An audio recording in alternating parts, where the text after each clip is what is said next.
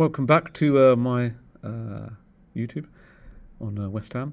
Basically, we've just won 3-2 against Burnley on Saturday. I was there with my two boys and started off not so good, but letting a goal again before half time.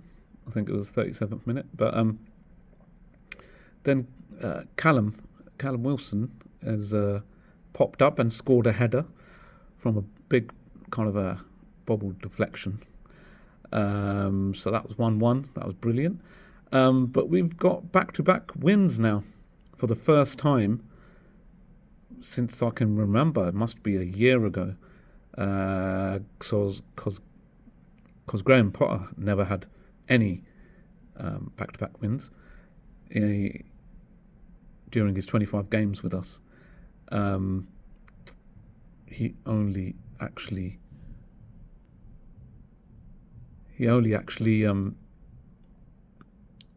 won about 6 of them out of 25, which is terrible. But anyway, Nuno's doing well.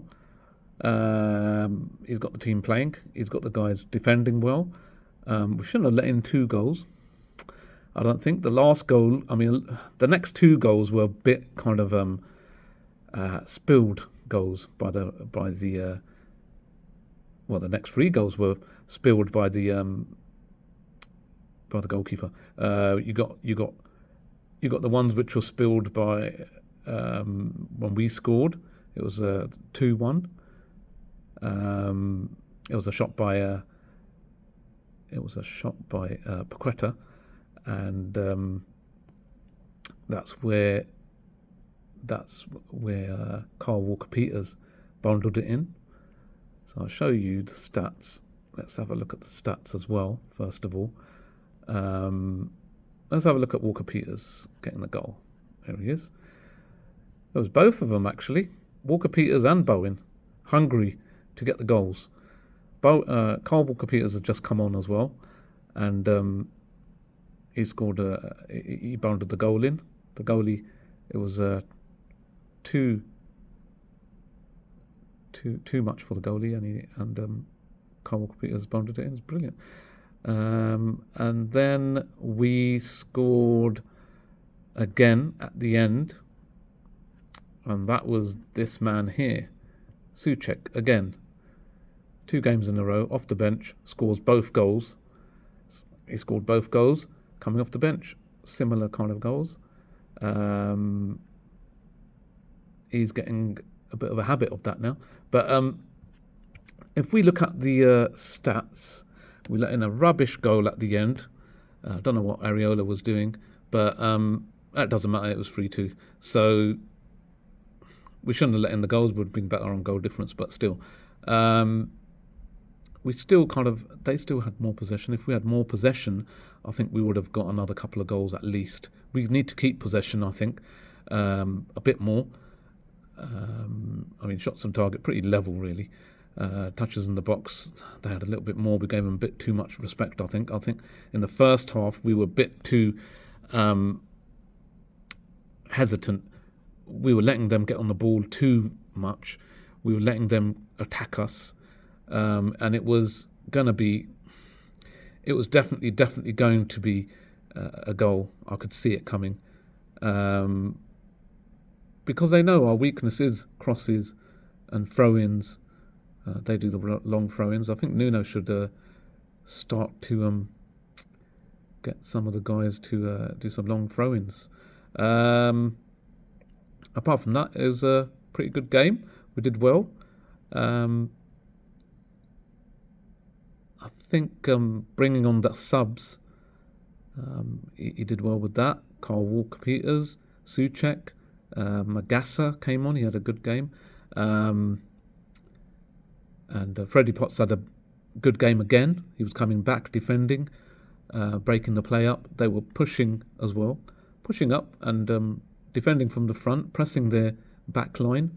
The defence was being pressed, and the goalkeeper nearly made a few mistakes.